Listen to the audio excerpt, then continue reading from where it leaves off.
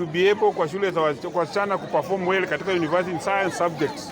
First, mpaka to equip girls schools to compete the best boys schools we have in the country. Because utakuta kwamba boys schools so well equipped in terms of laboratories and everything. They are equal people in thinking. All those in fact girls are more bright than our fellow boys. But the problem is we have equipped better those schools, boys schools. Two, also we must talk to them. Because we have to advise them. What they feel they are inferior, they are not. They must be well motivated by those who have already succeeded. Women who have already worked and succeeded in those fields to be brought here and become their role models. So that is the best way to do. Thirdly, we must also see how better these girls have extra duties at home than boys. When a boy and a girl go home the evening, if it's a day school, you realize that msichana anaenda maji, anakuja kupika, anatafuta kuni, anaenda kwa tinga, the boy has time to sit and study. So we also have to look at the roles and the time and opportunity and space to give to the girls for purposes of them to perfect where they are. When the ministry finds a way, when the ministry kianza kuona watoto wanalalamika, they must always be swinging in very fast.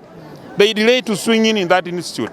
If they came in very fast, they will have saved that girl ambaye alipigwa risasi. Also the police overusing the powers of the gun. The gun is for criminals. The gun is not meant for girls. The gun is not meant for boys in schools. The guns are meant for bad animals and bad criminals. It's very wrong to have to misuse the firearms on that day. That girl was armless. She was just saying what this doesn't want, and she was to be heard by any means. So the IG must explain to us what was the circumstance that led to that death. Because that askari was not in danger. We must arrest that Kalibri mwenye shoot. We must find out what becomes of that. Families are losing kids. We don't want to go that direction. And I also want the government to explain the 600 bodies that are in the mortuaries in Nairobi. You cannot tell me that you cannot explain bodies in the mortuaries. Over 600 bodies in the mortuaries in Nairobi were taken there by the police. A police cannot just pick a person on the road they don't know. And when they go to write, they must be writing the right particulars. The police must give us the particulars of the bodies they have taken to mortuaries.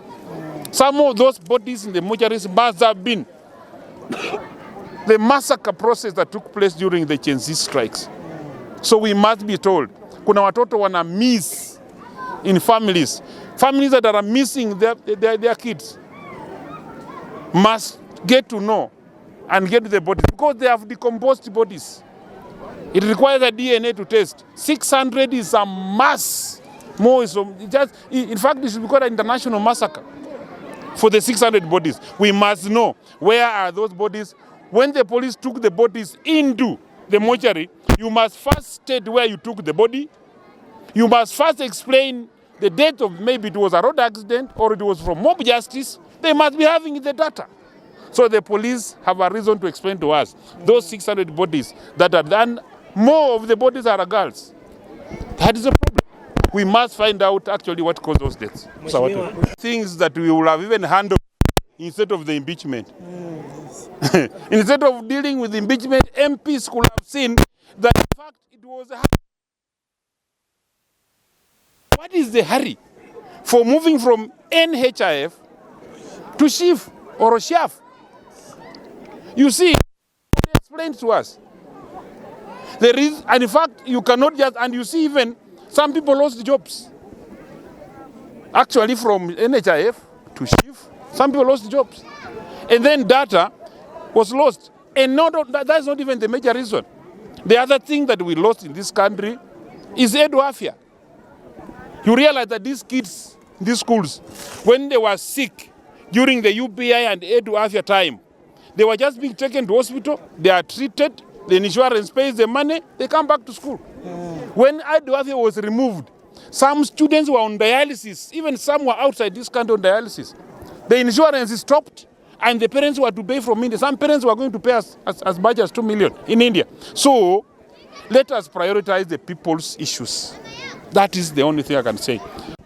In fact, those people who have given services, the hospitals that provided services are in demand of billions of money on NHIF and you want to remove it. When you remove NHIF, it has not paid Bungoma West Hospital something like 12 million. It has not been paid. And you are rolling it out. You bring a new body. You know legally, Bungoma West cannot go and sue SIF.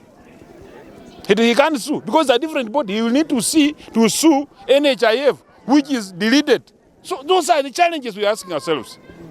So there are so many things we can handle as a country and as a parliament. Those are the nitty-gritty things we must be handling as parliament, not impeachment.